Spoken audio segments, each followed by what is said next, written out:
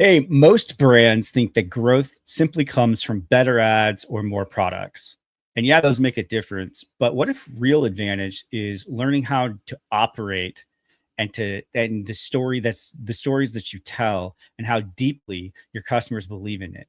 Today, we're breaking down those three forces and aspects that are reshaping the future of e-commerce. I'm your host, Kyle Hamer. Welcome to Beyond the Cart. And today we have our special guest, Stephen Ezell. Stephen, welcome to the show. I'm super excited about this conversation.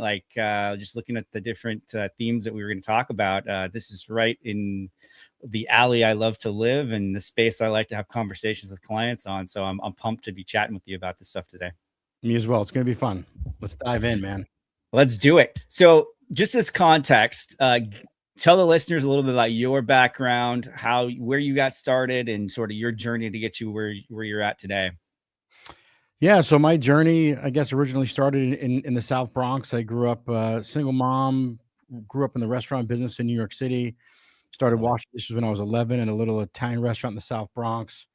Really grew up in the restaurant business, built a bunch of them in New York City, operated quite a few as well. 2009, kind of hit the reset button when the banks crashed, moved to Northern Michigan to start over. Met this grandma selling soap at the farmer's market that really resonated with me. Because when our oldest son, we have 5 kids, but when our oldest son was an infant, broke out in this horrific rash, looked like we dunked him in boiling water. It was really, really rough. And, I have a nurse my wife's a nurse. When she freaked out, I freaked out even more. And then straight to the pediatrician, dermatologist on the way to the pharmacy to pick up this host of things. Somebody called us, a friend of the family, and asked me a question, changed my life. What am I using for laundry detergent? So, we, instead of pharmaceutical intervention, we, stripped his clothes and made this kind of homemade concoction. And the next day he was fine. So from 2008 on, lived this very eco life, moved to Michigan, fell in love with these products I met at the farmer's market. She was looking for an investor, wanted to buy in the soap company, and lots of pivots in our early years from retail, commercial cleaning products.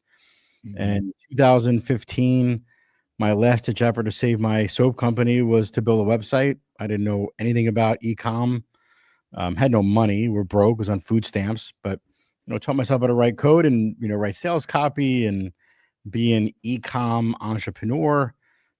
Pioneered refillable cleaning products, and I guess the rest is history. Now that's one of the largest non-toxic chemical brands in the entire country. It's been a journey, and bootstrapped our way to over 9 figures.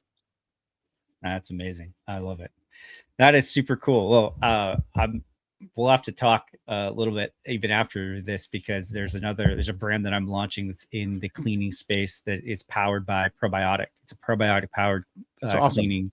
Does really cool stuff. So I'd love to get your insight on that. We're gonna get you on trulyfree.com, your new marketplace. That'd be awesome. Let's go. We'll be ready here soon. So let's dive into some of the topics that we outlined.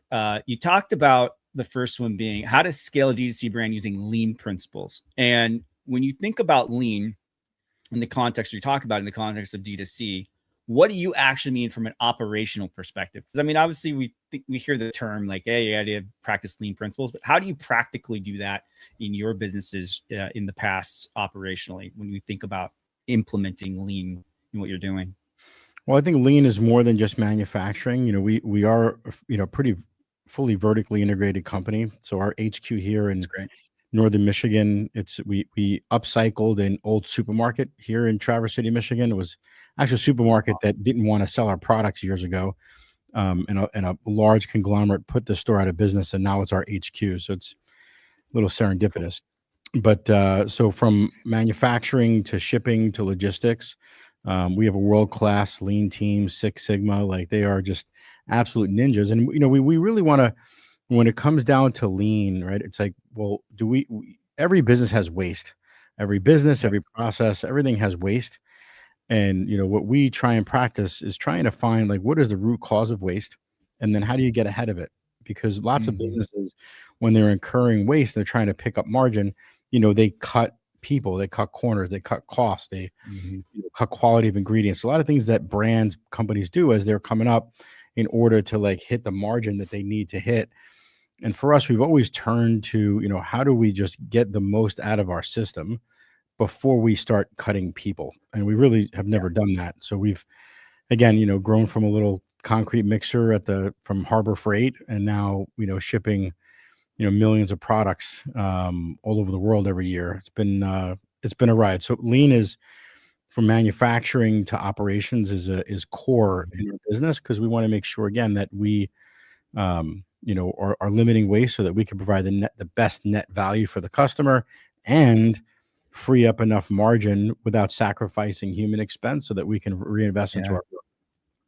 That's cool. I love it that you framed it in that way, because if you take the lean principles to its furthest and fullest extent, where it's like just numbers driven, right? But how you attached it was like, no, we have a value that we place on humans, right? And then we have lean principles that sort of serve those values. I think that's really, really cool way to think about it and approach it, right? So it's like people first, and then obviously we're all looking to cut waste, but not that often times in larger businesses, right? In corporate mainstream, it's not the case.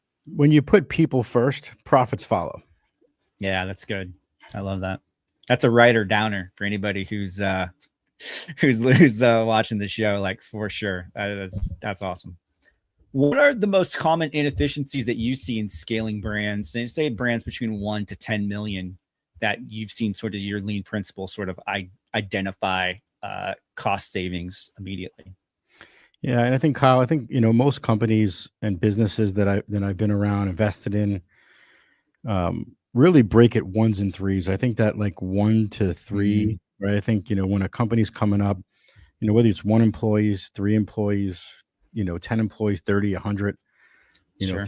300 employees. When you start breaking those 1s and 3 marks in head count, revenue, numbers of customers, numbers of shipments, number of shipments per day, numbers of shipments per month, like, things break, right? And I think I found this principle that things break at 1s and 3s. So, when brands and businesses are going from like 1 to 3, there's a huge break there, because at about $1 million a year, you've kind of got market fit. You've kind of figured out who you are. You've kind of worked out some kinks, and you need a whole lot more people around you, but you can't afford them.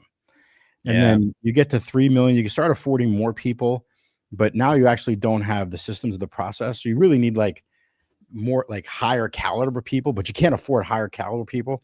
So, and then you get to 10 million, and then it's like this constant chase of, as you're, we're talking to founders potentially on this webinar, this call here is, when a founder is coming up, they have to level up. And when your company's doing 3 or 10 or 30 or 100, you have to be the CEO founder of that next break. Yeah, that's good. And you need people around you that, when you're at 3 to 10, you need people that know how to get to 30. And you have to have a plan, and you have to know how to get to 50 and 60 and 100. Because if you don't, then you get gobbled up by waste. And it happens a lot with people, right? As you're hiring and you're growing people, a lot of people have like, hoarding syndrome. They start hoarding software and hoarding technologies, and cleaving onto excuses why things are not growing. So we just need this new bright and shiny object. And the problem is those objects collect a lot of dust, and they erode a lot of margin out of a business. Absolutely. I just had a conversation earlier today with a client of mine, and we were discussing that exact thing, where it's like, hey, we want the simplest, most elegant tech stack for you. I don't want to collect random things that we're not even going to fully utilize. Like, we're going to slash things to get to the most basic version of what we need, and to save us time and energy, and allow people to be using their time as efficiently as possible. So I love that. That's a great insight, right?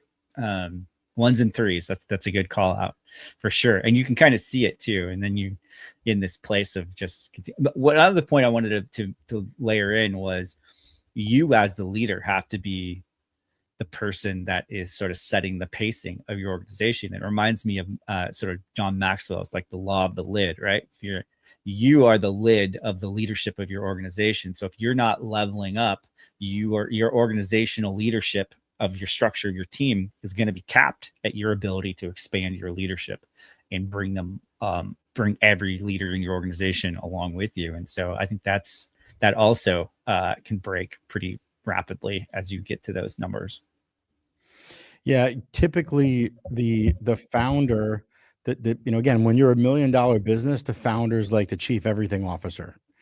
Right. And as you're growing and you're coming up, you realize that you can't be everything anymore because there's so more complicated problems that you just can't solve.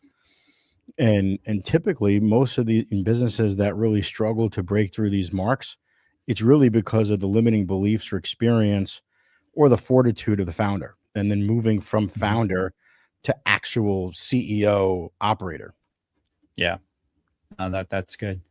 Is there a practical example of like from in your business where you sort of applied some of these principles and it was like an immediate like light bulb moment in terms of like, oh wow, why were we doing that? And we immediately saved X amount of dollars or whatever it would have been in that scenario.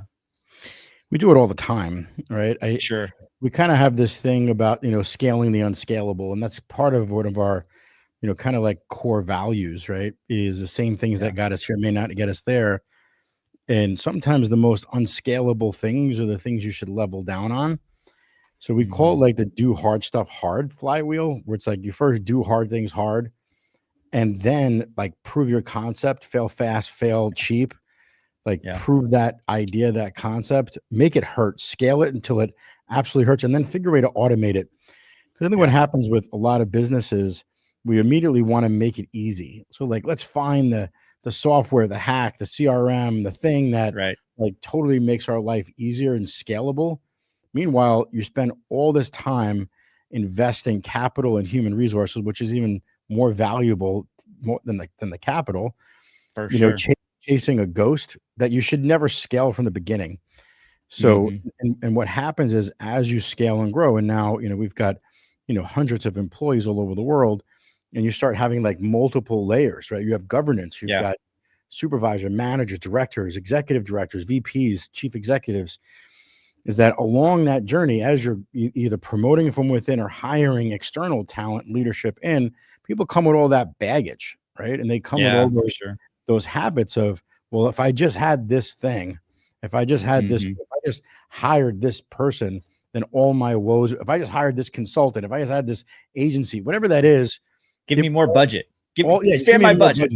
And one of the worst things to do is, again, when you're growing up and, companies that are hitting 30 and going to 100, now you're starting to establish budgets and, like financial modeling. And then, what I've learned about this is that if you give an employee, a manager, a budget, they will spend to that damn budget, right? Yeah, for sure. And typically they'll go over it too. So, there just needs to be this constant oversight. And, we've bootstrapped our way up. We've raised very little capital, like over the years. I mean, we've by and large bootstrapped the whole company. And, awesome. So that really forces a real entrepreneurial, scrappy mindset, because so many brands, especially, there are brands that are a fraction of our size that have raised an ungodly amount of capital, right? And the challenge there is you don't know how to be a fiduciary, right? You don't know how to like kill and eat.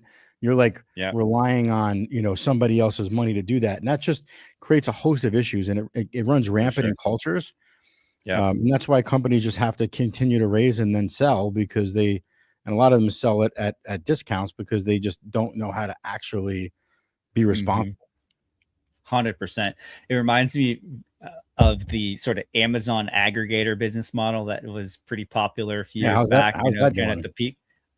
I mean, it was terrible, man, because what happened was all these aggregators basically brought in finance guys. They didn't bring in anyone who was really operators in the e-com space, and they just got money. And so they just went in and started acquiring. And then they realized when some little tweak changed or challenged their business model, it all started to crumble and break down, because they didn't have anybody, to your point, who's actual operator who had built it from scratch and establish these principles. They try to come in as the external assassin, essentially, and work it from a finance perspective, and it's just hard. You can't really do it.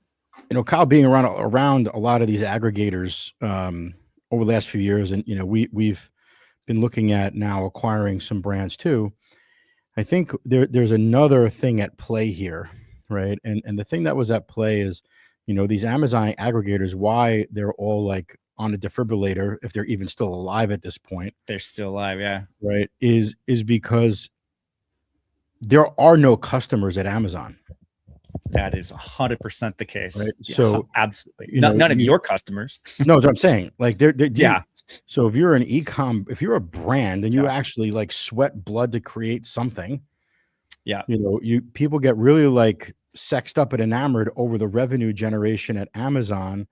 Yeah. Meanwhile, you're dishing 30, 50, 80% margin over to these big tech marketplaces, and you have zero customer, right? And zero customer.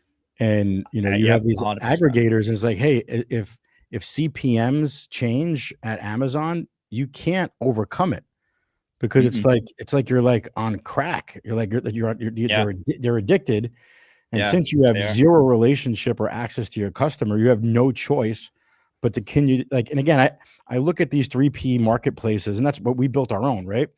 To combat this piracy, because like that type of marketing operates like a slot machine where you're just throwing money in, you're pulling back the handle, and you're just hoping that coins pop out, right? And the way that I look at growing businesses and our brands and, and empowering other brands is we should be looking at our marketing like a vending machine. It's like, I'm going to put money in and I know it's actually going to come out. And there's like an actual system of process, like statistical significance as to how we're investing and deploying our very precious resource, which is our time and capital. Because when you're on these marketplaces, you're literally completely at the whim of what people think like we're going to trick the AIs. Like these machine learning DSP platforms are there to extract margin out of you, right? 100%. Like they are training you how to go back to the slot machine at the casino. And what if I just did just a little bit more, then I'm going to have a breakthrough. They know how far they can push you. And you're just sitting there. They're just parasitic, extracting as much margin out of small business innovators. There's a reason why advertising is the fastest growing revenue stream inside of Amazon's platform. It's like, for that very reason, right? Because what I tell clients too, and and I've sold a lot on Amazon, but I, with eyes wide open, I tell people you are just renting Amazon's customers to sell your products. That's it. And God forbid you have a product that they could private label, and you could spend 3 years getting the buy box and bestseller list, and God forbid, it's not just Amazon. Like every marketplace does this, right? Not truly free, but every other marketplace, they'll private label a product like yours. You're on page 14 overnight. You're done. Yeah. So, and again, if we understand, like that's just the cost of doing business, right? Ideally, if I think brands right now, and look at the case studies like of these aggregators. If you're sitting with like high double digit, like 30% of your gross revenues or more coming from third-party marketplaces, the fact is like you're now getting discounted. Like if you're thinking about like growing a business to exit, you're on sale. You're not doing yourself any favors 100%. By giving these marketplaces so much margin because you have no customer there. And modern investors now and PE firms and acquirers are heavily discounting brands that are so deep on 3P. 100%. Yeah. I definitely see that in the businesses and stuff that I work in, what I'm doing, because it's like there is no brand value there. Like because I think for the most part with Amazon specifically is that they got decent at product development, right? You can develop a product, but developing a product is vastly different than developing a brand and getting product market fit outside of you just doing some demand fulfillment, because that's kind of what I call Amazon. Amazon is just a demand fulfillment platform, right? They type in a search term, there's a bunch of products that show up, and then they pick the one that they want, and they're off the races, right? Where it doesn't really let you tell the story, which is kind of, I think, where you can build a moat and we'll go into that as our next topic, I think, is storytelling becomes this moat that you can protect and kind of build a differentiator around your products and your brand. And so I'd love to kind of dive into that a little bit more, because I think, most brands say they have a story, right? Or an about us page, maybe. Sure. But very few actually drive retention with it. They actually use it strategically. What separates sort of narrative that converts once versus maybe a story that compounds over time and is a retention driver? I think, most marketers are trained to create marketing materials so that the end customer understands them, right? So like, hey, Yeah. I do this thing, I made this Yeah. thing, and all about the thing. And if you just buy the thing, you'll be better. And the challenge is that most consumers will certainly make buying decisions on the thing. Mm-hmm. And I think any monkey could sell a thing once, but getting the customer to come back again and again is one, it's a function of the product. Does it actually deliver on the promise that you say? Yep. For But I sure. think moreover, the deeper message here when it talks about storytelling is people don't want to understand you. They want to be understood by you. Yeah, that's And good. and for us, a truly free home and a trulyfree.com, what we're telling the hundreds of brands that are signing up here every week on our new marketplace is that your responsibility is to build the tribe and the community that are in alignment with your values, because we're at this day and age when we become as a society so desensitized to humanity. There was a day Yeah. when our grandparents, they went to the butcher shop, they went to the produce Mm-hmm. store, and they knew the fishmonger, they knew the butcher, and they had a relationship. Like my grandmother had a relationship with the vendors. Yep. For sure. And, now, like, well, the supermarket took over, and now, okay, and then, but at least you met the cashier. Now you can have all your groceries dropped to your door. Yep. And I think we're at this point in human evolution where we're still yearning to have a relationship with the Yeah. people that we buy from, but Yeah. that's just become impossible, right, in the Sure. modern world. And why we built trulyfree.com, right? So that we can, so that real brands can meet real creators to real Mm-hmm. customers, and like real people can connect. And we forbid AI. Like we're a human Yeah. only Love marketplace that. and social platform because we believe in free human speech, I not like love it. free robot speech. Yeah. Because we're at this, I think we're at a very interesting juncture where people just want to connect in a way where everybody wins. And Yep. unfortunately, these big tech, marketplaces and social platforms, there is certainly a winner and there is certainly a loser. And typically the loser is the small business owner, Yeah, which is for the sure. oxygen for our economy.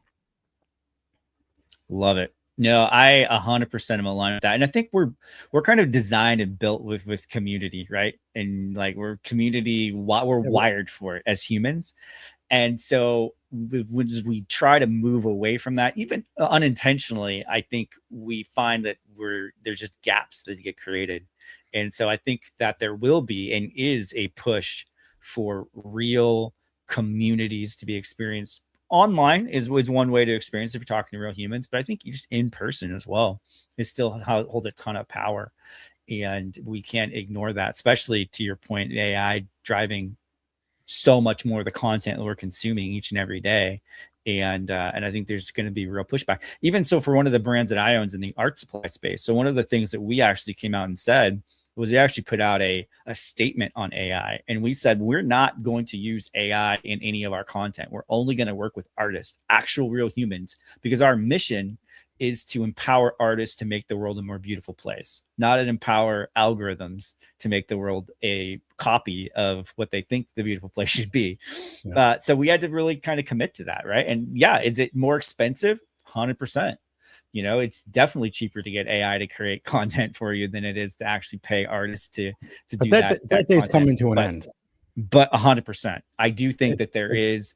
It is it's aligned with that brand. Yeah, I do agree with you. I do think there will be a pushback to it towards like, no, I only want to work with well, brands not that are only that, when embracing you talk about like the expense, right? Like there's so yeah, much research that's coming out right now. Like, the model hidden that cost. these AI, LLM companies have done is they've gone to market very similar, right, to like the early 2000s, software companies where it's like it's all about user adoption and they heavily subsidize user adoption through investment capital.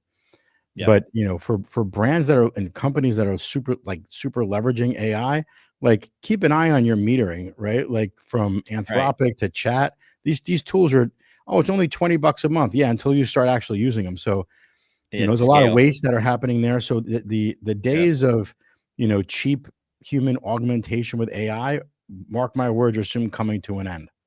Yeah, you got to pay for all that infrastructure somehow that they're plowing into it. No doubt. Not cheap. So let's think about storytelling. How do you sort of operationalize storytelling across all of your potential marketing channels, whether that's email or even your product pages on your marketplace, social, what you're doing? Because like you mentioned, it's kind of can be a brand exercise, right? Like, I'm just the brand, this is who we are, is what we do, that's it. But I think, to your point, storytelling is a little bit deeper than that, or can be. How do you sort of see that driving practically across what you do? Yeah. Well, one, when it comes to like our brand, Truly Free Home, like our messaging is always 100% always story based. Our emails, like I am completely allergic to like these have always been these HTML like coupon, big beautiful pictures things.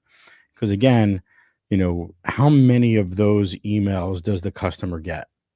Like an ungodly amount of these, beautiful pictures or GIFs, and they forget you in a millisecond. We think as marketers, like I spent all this time in Canva, or I had my graphic designer spend all this time, developing this image, and I ran this sale and this coupon, and understand that you are completely unforgettable the millisecond that they look at that product, because they've seen it a million times. Yeah. But if you tell a story of how you discovered it, right? Yeah, there's lots of ways to look at this, like, why you created it, like why this is important. And you actually weave a truth-based narrative into and through that product and how it has changed your life and can change theirs. Then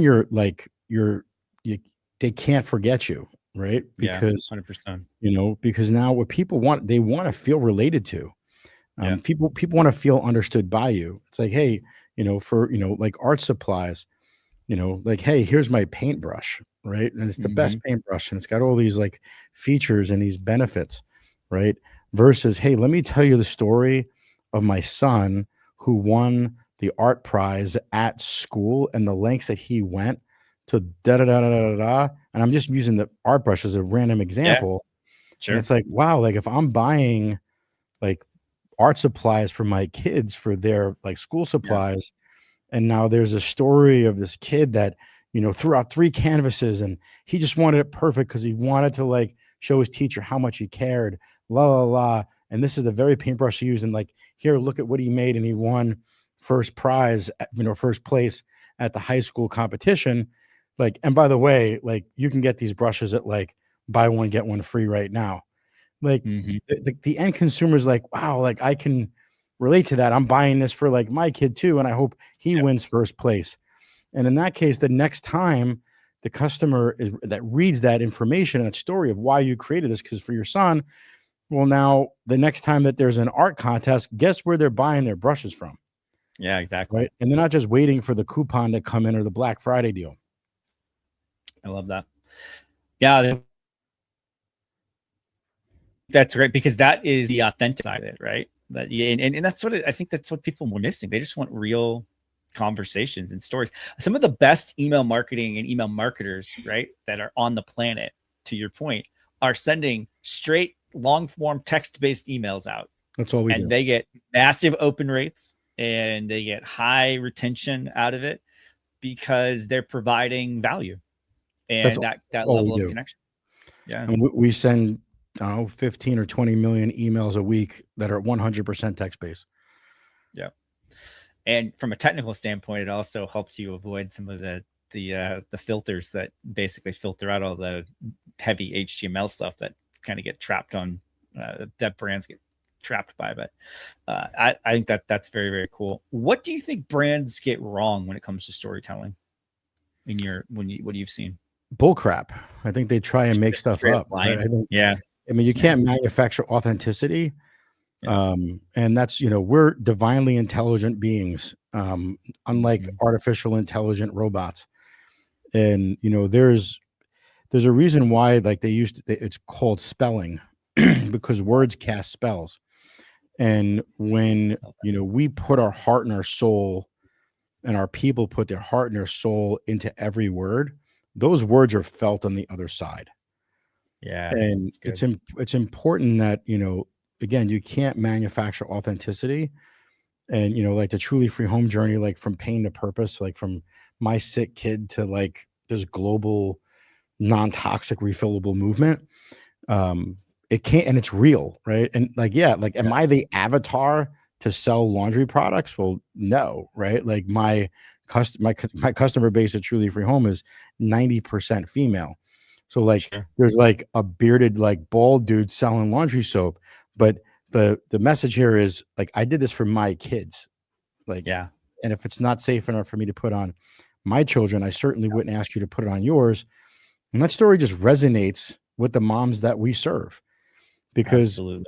and again, it's like, yeah, it's like whiter whites and brighter brights and better cleaning and less stains. And all that Mhm. stuff is important to overcome the logical mind. But, Yeah. everybody, like she can go buy cleaning products at the store that get her whiter whites and brighter brights. Sure. Right. So at the end of the day, like Truly Free Home, like we don't sell cleaning products, right? Yeah. We sell peace of mind that Yeah. I love you're that. protecting your family from toxic Mhm. chemicals in the world, from senseless plastic. By the way, Yep. we deliver that with refillable non-toxic cleaning products that work, and you get like brighter Yeah. brights and whiter whites and all that other stuff. But the reason why we exist is so that you can sleep at night knowing that literally when you're putting your head on your pillow, your brain is Mhm. not, your skin is not absorbing toxic chemicals left behind Yep. from the blue goo. And I think the more people that understand that, your tribe wants to know what and why they should believe in you. Um, and that's why story is just so incredibly important to us. Love it. I 100% agree. And that's kind of been the journey we've been on with the brand that I'm kind of in the process of rolling out in the probiotic cleaning space as well. And part of it because it's also like we call it the air refresh, right? Where we reset the microbiome, like oftentimes bacteria, right? Or microbes actually only like maybe 10% of them are bad, and then really only like maybe 20% are good. Most of them sort of live in the middle and are neutral. But if you get enough bad ones in there, it'll actually turn the neutral ones more to the bad. So you kind of want to have a reset, and what you ingest and smell, right, is going into your body. When you smell thing, it's being ingested, like it's being processed. So, spraying all these chemicals to, make your house or your bathroom smell better, you're breathing that stuff in. So, yeah, we're kind of aware, and yeah, it's cool to hear other people sort of like championing that cause for sure. I love it. So one of the things that I had read recently that came out was that Shopify and Amazon sort of cover more than 50% of all e-commerce sales right now in the US if you combine them together. Now, obviously, Shopify is a little bit more decentralized because it's just a hosting platform, but Sure. Amazon specifically being in there. But one of your missions is the future of e-commerce is, you think, is decentralization of it. Where are you sort of seeing creators and communities and even customers sort of popping up, and how are you defining sort of that decentralization of e-commerce? Well, I believe we're at this, juncture in history, right? I mentioned this where, you know, consumers want to know at a growing Mhm. pace where they're voting with their dollars. And Yeah. they want to know the who and the why of where they're supporting. I think, there's certainly things in the commodity world that, like I need a cell phone charger. I need a cell phone charger. But I think when people are thinking about food, they're thinking about nutrition, right? They're thinking Mhm. about lifestyle, home goods, right? Their children, apparel. I think so many consumers now just want to know, like, where am I buying from? And there's certainly like that, the convenience of using these big tech marketplaces because of, how fast you can get products. But those used to be like the cheapest option. Well, the problem is because of corporate greed, they have just used these platforms as a mechanism to extract so much margin out of small Mhm. business owners and brands Yep. that brands have no choice but to adjust their pricing. Yep. And in response, it's just not as cost effective to shop at these big tech marketplaces anymore because the end consumer is just like, wait a second, I could buy it at this brand. And well, now, these marketplaces, well, if you list your products at MSRP higher than ours, like we're Mhm. gonna we're gonna basically censor your product. And there are Yep. more antitrust lawsuits, class action Dude, lawsuits going around this for than we sure. even know about. But Yeah. again, I think right now, brands now need a mechanism to acquire customers and keep them.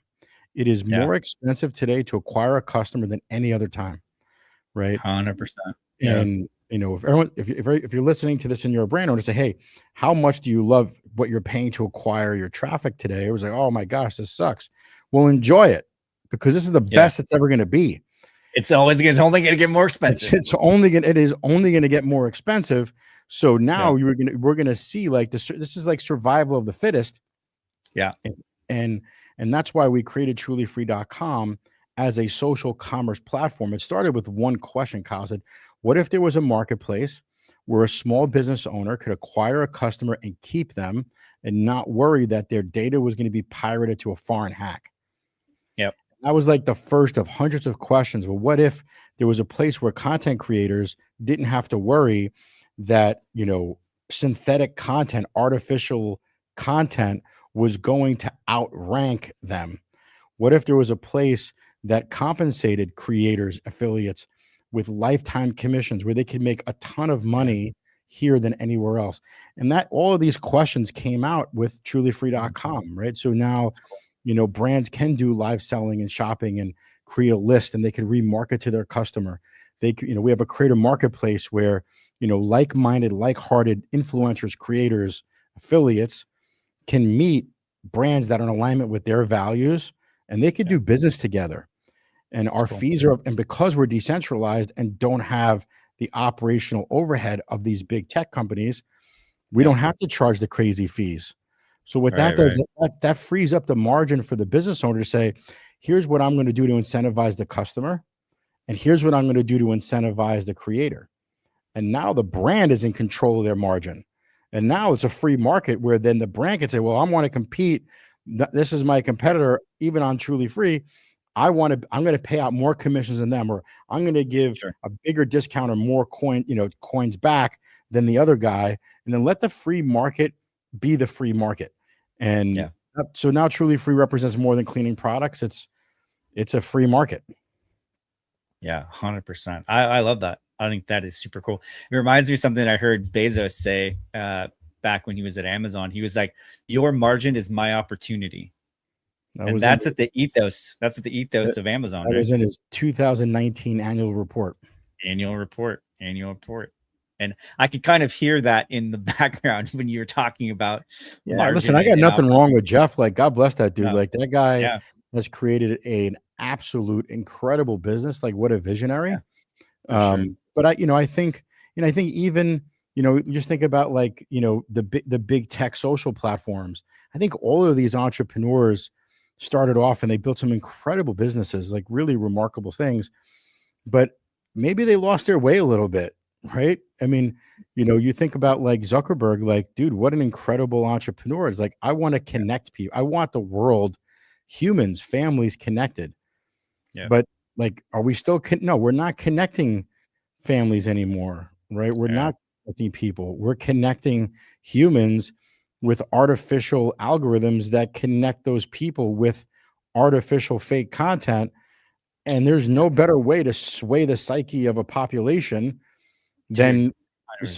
so I'm like, you know what? No, I think these guys have lost their way. And so Yeah. we're just gonna go back to basics. We're gonna let humans be humans and let them be free to like buy, sell, and exchange ideas in a way where everybody wins. And I love it. we just launched this thing in November. It's an That's amazing. incredible experience, an experiment, and it's going like crazy, like That's viral cool. right now because I think people just want to be connected in a new way. I 100% agree with you. I love it. I think that's so cool. That's awesome. Okay, so I'm going to do some rapid fire questions. I'm going to pivot a little bit. And so here we go. So rapid fire. More important right now, customer acquisition cost or lifetime value? Lifetime value.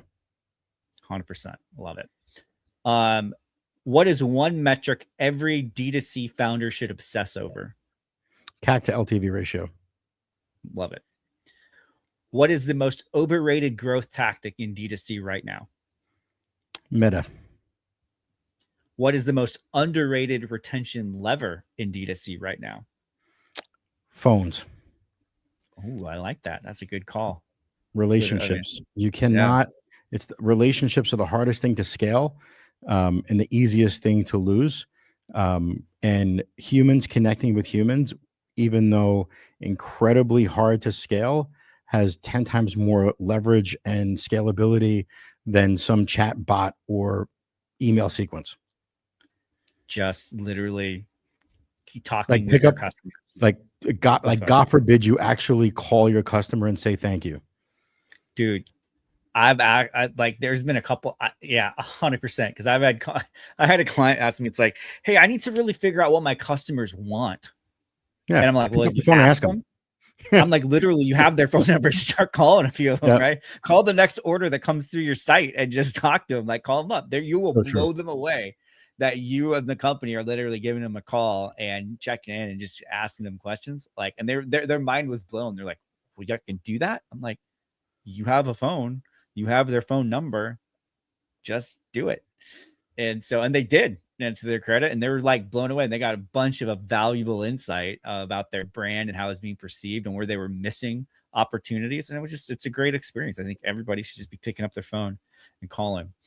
One other question. I got one more question for you. What's one belief about e-commerce that you've changed your mind on over the years,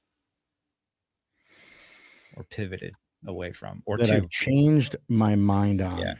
Maybe something that you've like changed your mind. Maybe you started off a certain way and you're like, you know what? I don't really want to, I don't think that way anymore about e-commerce or my brand or how I'm I guess when I was coming up, right, I think it was all about traffic and conversions. And, as I was coming up in this, because I was like, I studied the direct response greats and these brands, and it was all about TNC. It was just about traffic and conversions. Did you go to Ryan Dyson's summit, the traffic and conversion summit? Sure. Yeah, it was all those guys. Read all the books, took all the courses. I mean, these guys were fundamental in me forming my original, founding beliefs and systems. And I believe, true growth now is in relationship marketing. It's not in traffic and conversions. I love it. This is my last question. If you had to start from scratch, build a D2C brand from zero today with everything that you know about lean operations, Six Sigma, storytelling, and sort of your approach around decentralization, what would you do differently from day one? I think this is a fantastic question. What I would do differently from day one is really ask the customer what they want and what they believe. I'll give you an example. So right now, Truly Free Home, again, is one of the largest non-toxic chemical brands in the entire country. When I first started, the business was called My Green Fills. And the reason why it was called My Green Fills is because I thought I was so cool that I invented refillable cleaning products. And I invented refillable cleaning products because I had to solve a business problem. Because shipping 4 pounds, 50 ounces of liquid laundry detergent from Traverse City, Michigan, all around the country averaged like $14 at a $15 MSRP. That was the go out of business strategy. So I invented refillable cleaning products to overcome weight and packaging cost. And I thought I was the coolest kid in town.